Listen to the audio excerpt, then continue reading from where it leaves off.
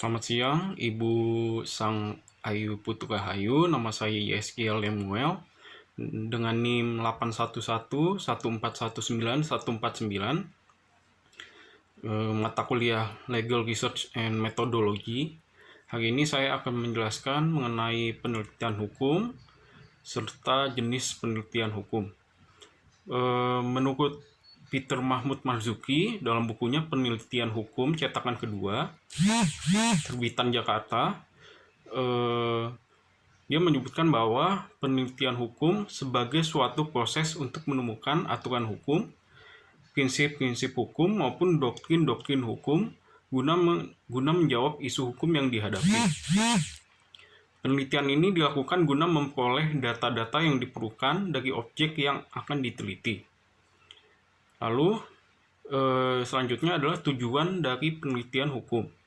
Tujuan dari penelitian hukum menurut Surjono Sukanto adalah penelitian hukum bertujuan untuk mempelajari satu atau beberapa gejala umum hukum tertentu dengan jalan menganalisisnya. Nah, kutipan dari Surjono Sukanto ini saya kutip dari bukunya yang berjudul Pengantar Penelitian Hukum, halaman 12, terbitan Universitas Indonesia tahun 2014. Lalu yang terakhir adalah jenis penelitian hukum.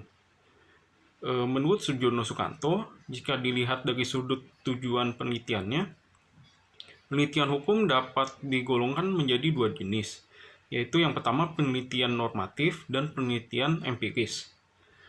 Nah, adapun penelitian hukum normatif mencakup penelitian terhadap asas-asas hukum, penelitian terhadap sistematika hukum, penelitian terhadap taraf sinkronisasi hukum, penelitian sejarah hukum, dan penelitian perbandingan hukum. Sedangkan penelitian hukum empiris terdiri dari penelitian terhadap identifikasi hukum yang tidak tertulis dan juga penelitian terhadap efektivitas hukum. Nah, untuk penelitian hukum normatif sendiri itu biasa juga disebut sebagai penelitian hukum yang doktriner atau penelitian perpustakaan.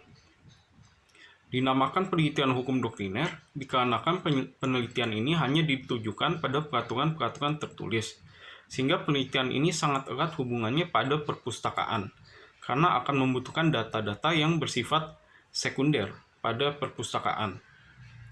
Dalam penelitian hukum normatif, hukum yang tertulis dikaji dari berbagai aspek, seperti aspek teori, filosofi, perbandingan, struktur atau komposisi, konsistensi, penjelasan umum dan penjelasan pada tiap pasal, formalitas dan kekuatan mengikat suatu undang-undang, serta bahasa yang digunakan adalah bahasa hukum.